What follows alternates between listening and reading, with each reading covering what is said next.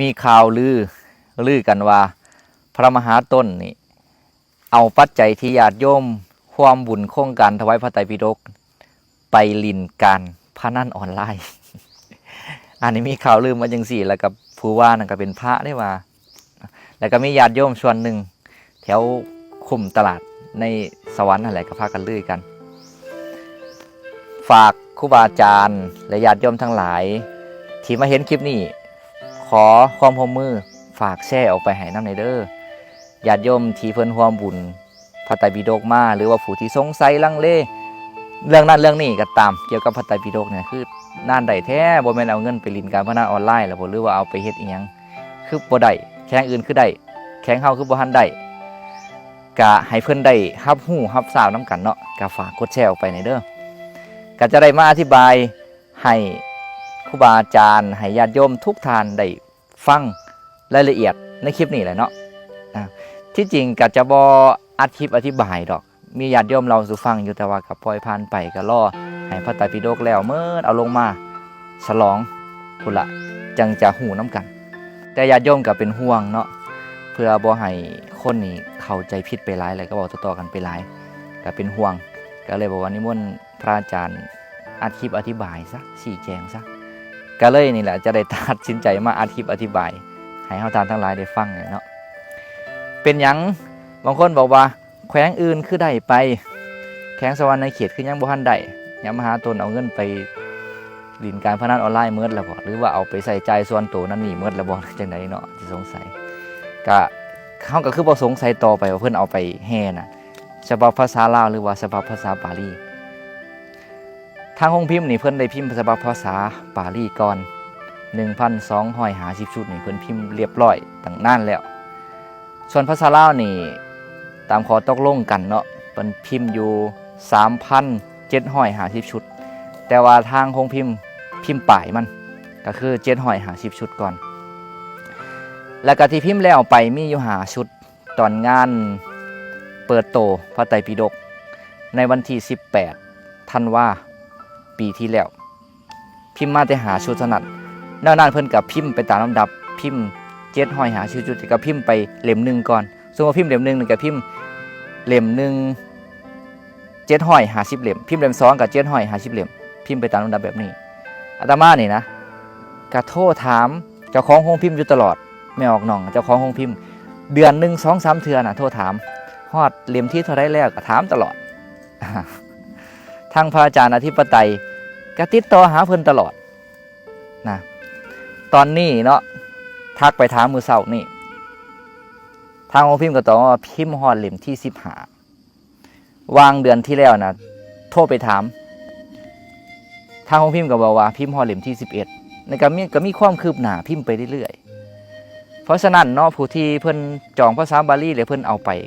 เพิ่นก็สามารถเอาไปแห่ได้พระอาจารย์บุญเพ่งที่ให้จองให้เพิ่นก็เอาไปแห่แล้วฉบับภาษาบาลีอยู่รักษาก็ไปแห่น้ำเพิ่นก็สามารถเอาไปแห่ได้เอาแล้วเป็นหยังพระมหาต้นนี่คือบ่เอาลงมาฉบับภาษาบาลีก็มีสั่งจองไว้อยู่10กว่าชุดเป็นหยังคือบ่เอาลงมาเอาลงมาหลายเที่ยวนะมันก็เปลืองค่าน้ำมันรถไปหมดล่ะการรอถ่ายมันแล้วทั้งภาษาลาวนี่แล้วพร้อมกันเมิดแล้วก็จะได้ขึ้นไปแห่เอาลงมาเทื่อเดียวเลยตอนนี้สร้างจองไปแล้ว83ชุดเป็นจำนวนปัจจัยอยู่830 ล้านกีบนะหลักฐาน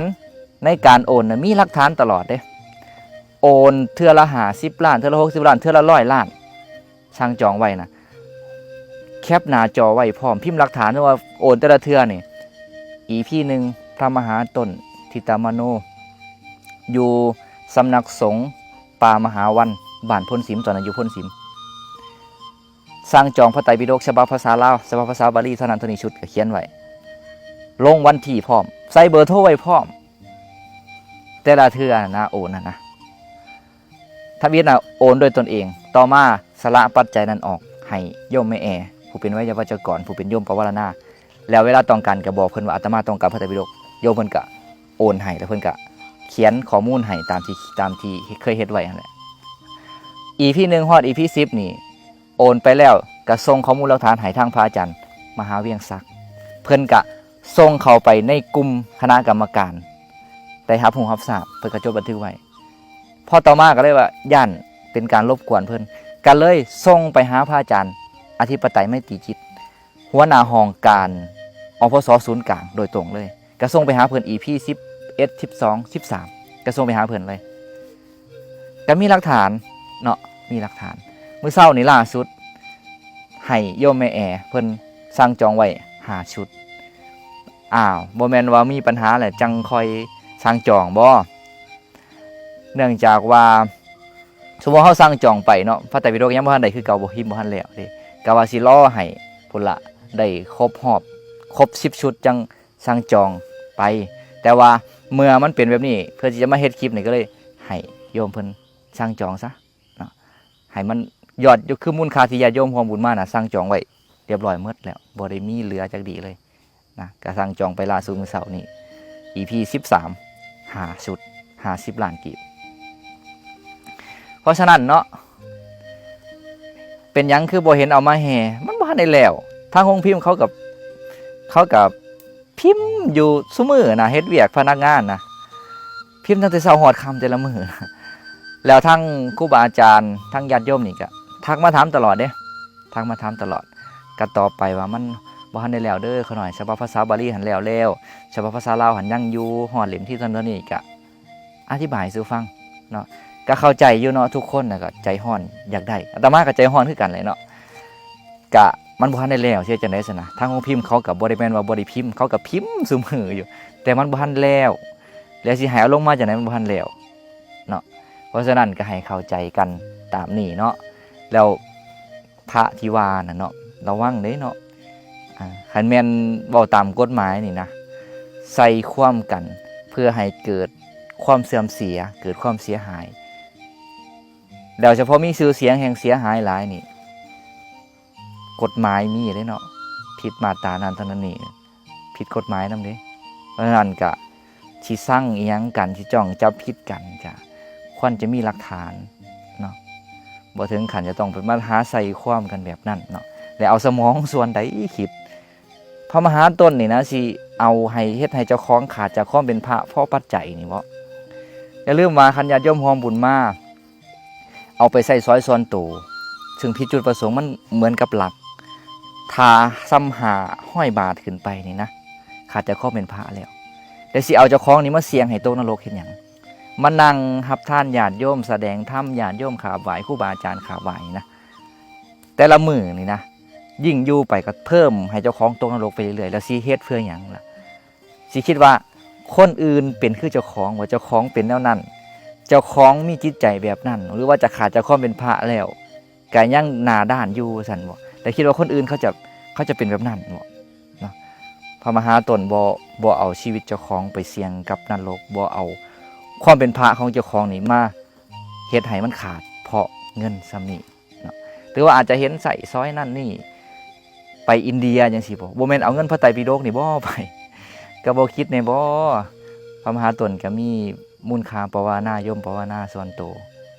ก็มีญาติโยมอุปถากก็สิบ่คิดในบ่เนาะหรือว่าเห็นมาสร้างวัดเนี่ยโอ้สร้างนั่นสร้างนี่บ่แม่นเอาเงินพระไตรปิฎกนี่บ่ไปสร้างอาจจะคิดจังซั่นบ่ก็บ่คิดในบ่ว่าญาติโยมเขาก็อยากซอยเหลืออยากความบุญมาก็สิบ่คิดในบ่จังได๋อันนี้ก็ฝากเนาะชี้แจงให้เฮาทานทั้งหลายได้รับรู้รับทราบนํกันเอาบัดที่นี่เดี๋ยวจะเอาหลักฐานให้เบิ่งว่าโอนไปแต่ละเทื่อนั่นมีการแคปหน้าจอไว้เก็บหลักฐานไว้อยู่ตลอดนี่เดี๋ยวจะเอาลงให้เบิ่งตามคลิปนี้แล้วก็เมื่อเช้านี่ก็ทักไปถามทางโฮมพิมพ์ทางแม่ออกน้องเพิ่นก็ชี้แจงอธิบายสู่ฟังเดี๋ยวก็สิเอาให้ฟังแล้วกระทั่งพระอาจารย์อธิปไตยเมตติจิตหัวหน้าห้องการอพสศูนย์กลางมื้อเช้านี่ก็ส่งหลักฐานไปให้เพิ่นเบิ่งเพิ่นก็อธิบายสู่ฟังเพิ่นก็เจอสถานการณ์คือกันว่าบางคนนี่ถึงขั้นกับว่าสิถอนโตเลยว่าอันบ่แม่นบ่ได้เอาเงินไปให้ทั้งโรงพิมพ์บ่เขาสั่งจองมานี่คือยังบ่ทันได้เพิ่นก็เว้าสู่ฟังก็หัวอกเดียวกันเขาหน่อยก็ขออนุญาตพระอาจารย์เด้อเขาหน่อยจะได้เอาคลิปเสียงพระอาจารย์ลงมาอธิบายให้ฟังนํกันนี่หัวอกเดียวกันก็ถือคนสงสัยแบบเดียวกันทางพระอาจารย์ศรีทนชัยวงศ์สอนเพิ่นก็เล่าสู่ฟังว่าแต่ละมื้อก็มีคนทักมาถามอยู่เลยก็อธิบายสู่ฟังเรื่อยเพิ่นว่าก็เจอแบบเดียวกันเนาะก็เพราะฉะนั้นทุกท่านทุกคนก็ใจเย็นก็มันบ่ทันแล้วเฮ็ดจังได๋บ่ทันแล้วช ส่วนภาษาบาลีหามันแล้วผู้ใดต้องการอยากผู้ใดสิสั่งจองภาษาบาลีถ้าต้องการได้ก็ไปเอามาได้แต่ว่าภาษาลาวมันบ่ทันแล้วก็ต้องรอทางนี้ก็รอคือกันเนาะแล้วก็ได้ไปเสนอครูบาอาจารย์เพื่อที่จะจัดในนามอพส.แขวงก็จะฉลองอย่างใหญ่เลยมอบถวายหมดทั่วแขวงเลยก็แห่ไปเสนอครูบาอาจารย์รับรู้รับทราบนํกันแล้วครูบาอาจารย์ก็รับทราบก็ปรึกษาหารือกันในเบื้องต้นแต่ว่าพระไตรปิฎกมันบ่ทันแล้วเนาะก็ต้องรอท่า ต้องรอท่าเนาะสำหรับผู้ใดยังสงสัยอีกเอาจังซี่เด้อจะเอาเบอร์ของแม่ออกหน่องเจ้าของโรงพิมพ์พระไตรปิฎกเราเอาป้าไว้นี่ผู้ใดสงสัยโทรไปถามโดยตรงเลยหรือสิโทรไปถามทั้งพระอาจารย์อธิปไตยไม่ตีชิดก็ได้เนาะมีหลักฐานมีเบอร์เพิ่นอยู่หรือสิโทรไปถามพระอาจารย์ที่ทนก็ได้หรือครูบาอาจารย์โทรไปถามเบิ่งรายละเอียดหรือสิไปเบิ่งอยู่ในโรงพิมพ์ลาวยูนิพินก็ได้ไปเบิ่งโดยตนเองเนาะก็จะบ่ได้สงสัยหรือได้หายสงสัยถ้าสงสัยอันใดก็โทรไปถามทางโรงพิมพ์เลยเนาะคันบ่ไว้ใจพระมหาตนนี่นะเพราะฉะนั้นกะฝากแชร์ในเด้อฝากแชร์ออกไปแล้วก็อธิบายให้เฮาท่านทั้งหลายได้เข้าใจตามนี้เนาะบางทีก็ในคลิปนี้คันอธิบายละเอียดกว่านี้มันอาจจะยาวจริงๆว่าสิเว้าย่อๆเนาะแต่ว่าอย่างมันบ่ละเอียดพอขาดตกบกพร่องอันใดก็สงสัยเพิ่มเติมก็ทักมาถามได้เนาะอันนี้ก็อธิบายสู่ฟังซ้ำนี้โดยขน้อยขอบใจได้หลายพระอาจารย์มหาแต่ว่าขน้อยนี่ติอาจารย์มหาเอ้ยอาจารย์มหาคือสิเข้าใจขน้อยอยู่แต่ผู้อื่นน่ะบ่เข้าใจขน้อยนี่มาแต่ขน้อยเอาเงินไปแหละบ่พิมพ์พระไตรปิฎกให้บ่ทันอยากถอนโตกับปานนี้บางคนโอ้ยขน้อยจักเสียจังได๋เนาะบ่แม่นขน้อยพิมพ์เองเนาะคงพิมพ์เขาตอบมาขน้อยก็ตอบตามคงพิมพ์ก็เลยกลายเป็นว่าขน้อยตอบขี้ตัวชาวบ้านเขาเจ้าขน้อยโอ้ย